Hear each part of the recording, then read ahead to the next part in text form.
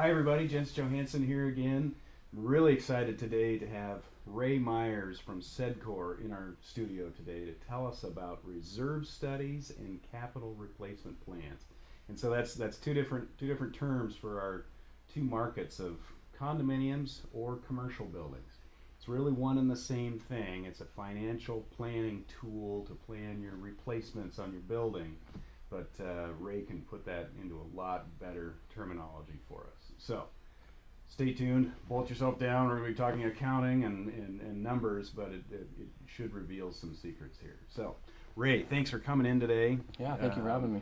I don't know if you know, I have a background in accounting. Okay. And so accounting and construction, two real important things to me. And so I'm really excited to be able to do this video and share with our customers what is the importance of a reserve study. And before we jump into that, Yeah. tell us a little bit about yourself, introduce yourself, and maybe throw in one thing that not many people know about you. Okay. Well, my name is Ray Myers, of course. I have a company called Cedcore Reserve Studies, Okay. and I've been doing reserve studies almost 10 years. Wow. And so it's fantastic. I have a little bit of background in construction Okay. and business finance as well. So marrying those two pieces together, came up with reserve specialists. Right.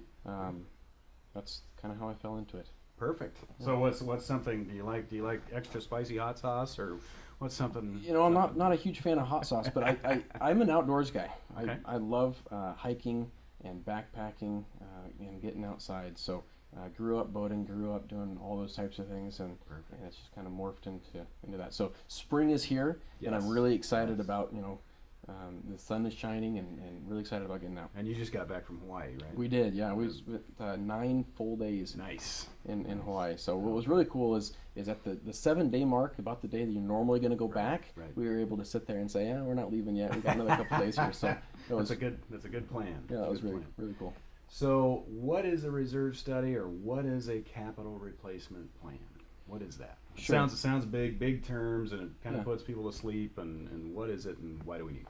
Yeah, so a good question. So a reserve study or capital replacement plan is basically a long-term budget. Okay. Okay. What we want to do is figure out what the capital assets of a condominium or a commercial complex would be. Okay.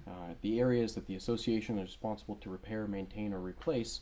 And what we want to do is look at those assets, determine the life of many of those assets, Okay. and basically map a 30-year budget that says you need to be saving X number of dollars in order to pay for the maintenance and repair of those assets. So I know it's a complicated piece, and there's 1,000 items that go into a building of any type. Sure. But what is it? Say you look at a used building today, or even a new building. But you look at a building today and you say, that roof has about 5 years left on it. The windows have about 10 years left on it. Is that Yeah. kind of the process you go through, and tell how does that budget all get put together? Because some of those things have different lifespans, and they Yep. end at different times. So what does that mean? Yeah, so we map those expenses basically on a chart or a graph, if you will. Okay. But what we want to do is try and time those expenses that make sense to time things together. So, for example, your windows and your siding might be timed together, because okay. that would Yeah, right. those would complement each other, and you'd use the Right. same contractor. You'd have the same mobilization expenses that you can roll in together. Okay. And so that's what you're doing, though, is you're looking at those common area assets, whether it be painting, roofing, siding, decks, asphalt, pools, cabanas, Sealants, sealants, waterproofing, boilers, elevators. systems. Okay. You bet. And so something may have a 20-year lifespan, but only Yeah. has 5 years left to it. Correct. And so in 5 years, I know I will have to spend a lot of money Yep. to redo that. And so what does this tool do for me? I know I'm going to have to spend the money on a new roof, but Right. how does it make it easier on me? So what it does is it helps us work backwards. So Okay. we can basically say you should anticipate $100,000 worth of expense in 5 years, and you have I don't know, $10,000, and so you need to save $90,000 over the next 5 years, Gotcha. right? Or maybe you have $50,000, you need to save $50,000 over the next 5 years, $10,000 a year. Okay. So that's what it does. It helps us work backwards to Okay. determine how much you have, how much you should have, and the purpose for it on top of all of that is that it helps you set the assessment rates for a condominium or maybe a commercial property. Maybe it's in due diligence. Maybe they're going to invest and purchase a commercial complex, Right. an apartment building, or something like Right. that. And so it would be wise for them to know what those expenses are going to be, and does the cash flow provide enough capital to set aside to pay for the long-term assets Gotcha. of the building as well. So yeah, even for commercial tenants, Yeah. how much will next year's triple nets go up, Correct. and allowing the tenants to be able to plan for that. Right. Okay. Right. Gotcha. So market rates typically set, rates, but do market rates cover the overhead of the building, long-term Right. capital expenses? Okay.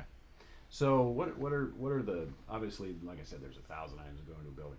Are you really looking at 1,000 items, or are you looking at the top 50 or top 20 or top, I don't know, top 100, or how many items are really detailed out? Yeah, what we want to do is look at the size of the property. We want to look at the size of the association and the budget of the association. Okay. And then what we want to do is determine what their operating budget can absorb. So each association or each commercial complex, they have an operating maintenance portion of their budget. Okay. Okay, and so the larger that maintenance portion is, the larger your threshold would be for reserve funding.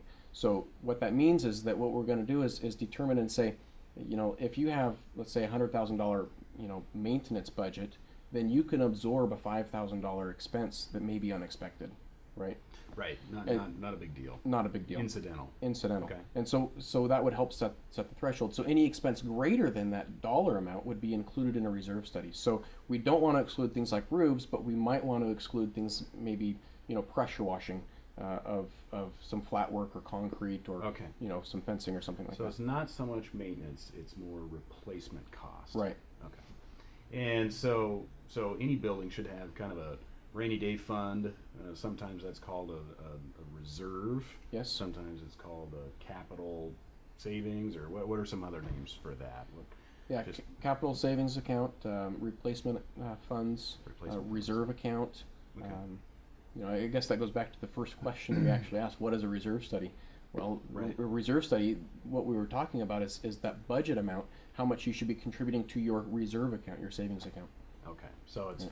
so it's the idea of having a savings account for capital cost replacement, and then what does it cost to even those costs out, so it's not such a spike. Yeah. And so this year we have to replace the roof. That's $1 million. Whoa, where do we get that money? Right. And how do we budget? So it's leveling out that piece there. Yeah, So- exactly. So one of the purposes of a reserve study is to help reduce the risk of a special assessment.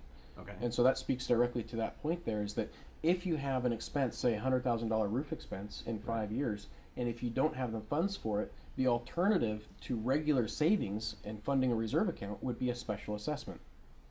Okay. So Right. so in the right. Okay. So special assessment means loan, or get out your credit card, or all of a sudden a little pain of Yeah. here's something that you hadn't planned on. Yeah, it's Okay. a huge burden. Okay. It could be a huge burden. So what we want to do is by proper planning, reduce that risk of a special assessment and say, let's contribute a little bit every month into your reserve account. Gotcha. Build that fund. So how can we use the reserve study or the capital plan to balance our budget, I guess, or to we talk about eliminate surprises, but or not necessarily balance our budget, but plan our budget. Yeah. And so, I'm just thinking out loud. If you're a community, hey, it's a lot easier to sell the idea. This year's assessment or dues are going to Yep. be $299 a month instead of $305 a month. Can you manipulate that a little bit? And you're not being dishonest, but Right. you're trying to get it into a range. Tell us how you do that. Yeah, so the best way to do that is to work with the board and work Right. with the association. Right. So a more proactive board is going to have more influence on their reserve study. Right. And so what I mean by that is that if nobody talks to us, then we don't know what their expectations are. We don't know what their maintenance practices are. We don't know what their history is. And so what we do is we're gonna budget according to what we see on site and to what typically we would expect. Right. However, if the board is involved and they say, well, we have a handyman that comes by once a month and they're going to take care of these items, or we have a roof contractor who evaluates the roof regularly and completes repairs as necessary, Right. then we can expect these assets to last longer which would extend their life and reduce the monthly savings that would be required. Okay. So the key to reducing those assessments is proactive maintenance, proper planning, Right. and regular inspections. So what we don't want to do is bury our head in the sand and say, oh, well, we're just going to inflate, the life and say, oh, the roof will go another 5 years. Maybe it will, maybe it won't. Right. But let's do some proper planning and let's get, an inspector out there that says, Right. because of these reasons that can be extended, or plan on it being extended, but then verify that through regular evaluation. Right. And so yeah, talk about that for a second. I just got a call this week saying, hey, our reserve study says we need to paint. Right. And I chuckled. I didn't mean to. I didn't chuckle out loud, but in my head I was like, well, great. So what does the paint say? Right. And so getting to that of just because your reserve study says it's time to paint, what's the paint really looking like? Right. Is it peeling? Is it still performing? If it's still performing, don't paint it unless you want a different color, right? Right. Is that Yeah. okay? So So that kind of gets back to this it's an estimate of time and an estimate of cost. right.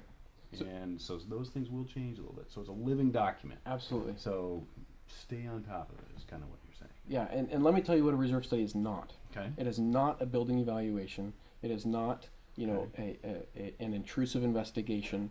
Okay. It is not any of those things. For those things, we want to go to the experts like J2. Gotcha. Okay. and- So what's a building evaluation or building invasive inspection Right. So that versus your reserve study? versus a reserve study. So a reserve study, we're going to look at the broad scope, and we're going to Okay. say the general condition is. Okay. And it's visual only. And it's You're visual only. We're looking at walking around the building and you're looking at it. Right, we're looking at the surface condition, and for example, the paint is a great example. Paint could be rather aged, Yeah. and yet if it's rainy out, it looks newer than it really is. Okay. Okay, Yeah. and conversely, in the summertime, it can look drier than maybe the age is. So there's all kinds of things. So we base the age of or the life cycle and these timings of future expenses based on age and based on history, and a lot of times that can be changed, Right. or the condition may not, require a paint cycle, or maybe it needs to be due earlier. Right. So Right. So damage progression or weathering progression is not necessarily straight line. correct. It's a function of maintenance. It's a function of weather. We've just had geographically and I think climate wise we've had really wet weather, Right. and in the summers we've had hot weather. So Yeah.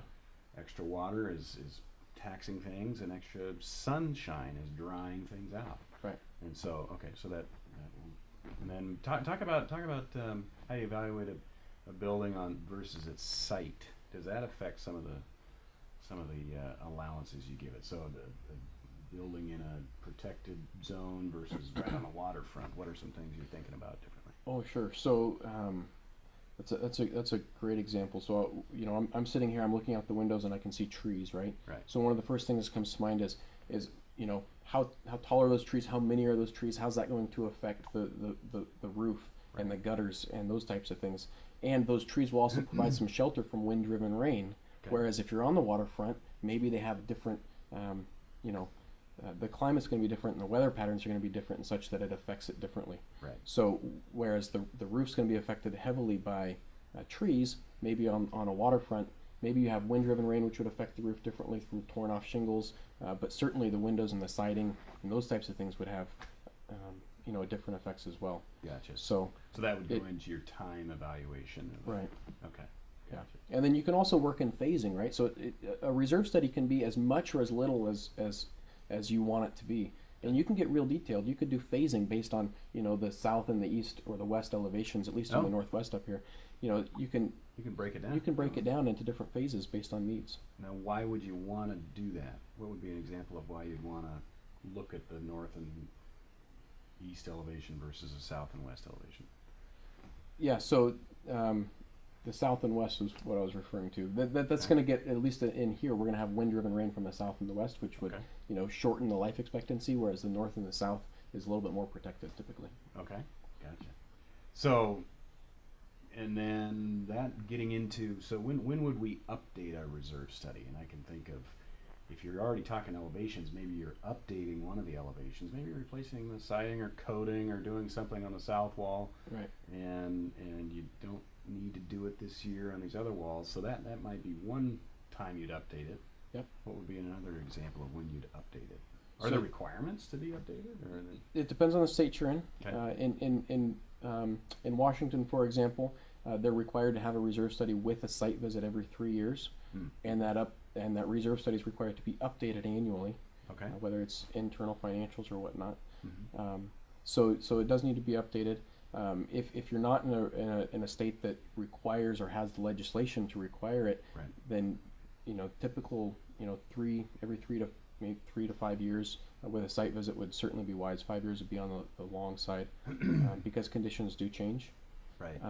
Another factor would be whether these major projects are being completed and you're going to reset that life, and so. So let's talk about that for a second. What does that mean?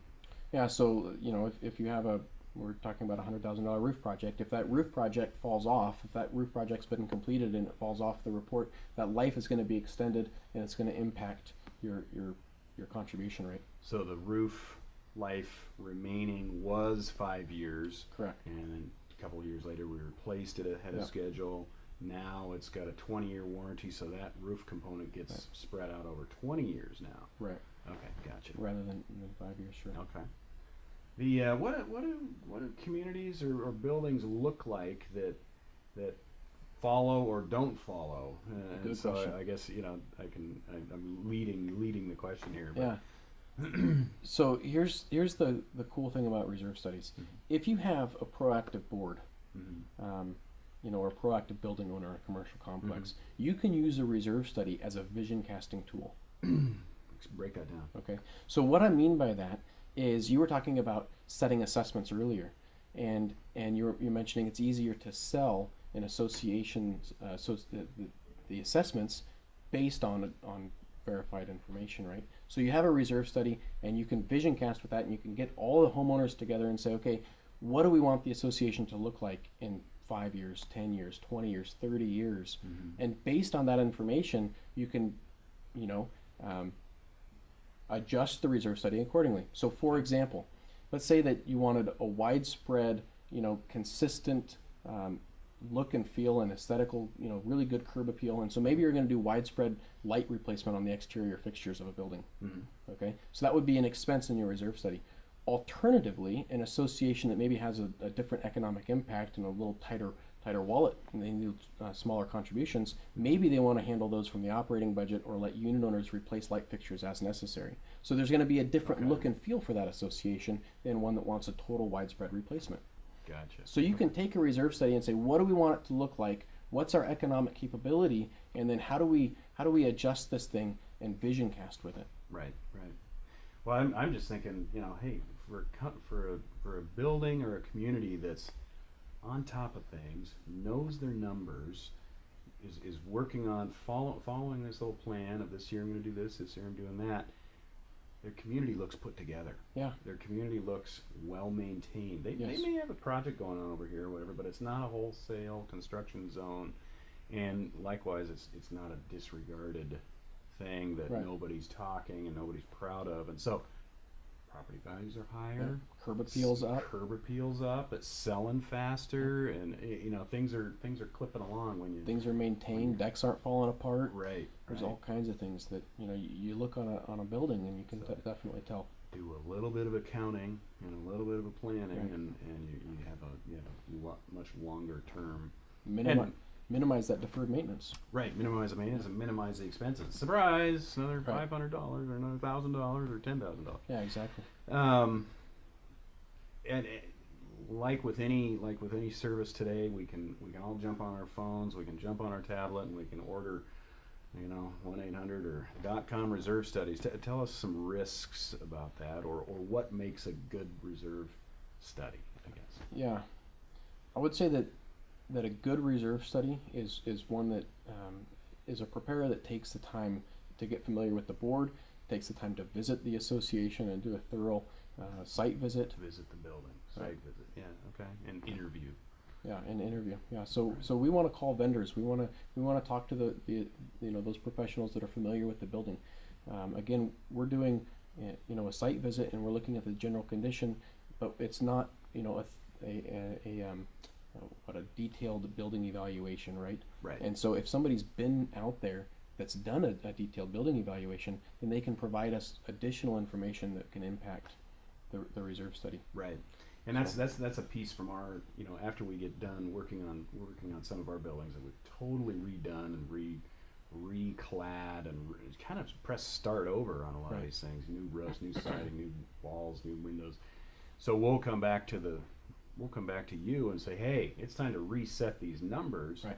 And actually, they've been operating on, we got 2 years left and it's going to be a big number, or we've got higher maintenance because we're wearing out and we're patching it more often, and now we get to reset those numbers, long time period, low average cost per year, and actually the buildings that go through this process actually get lower assessments that coming out of that. So yeah, it's a neat tool. It's a neat thing to have.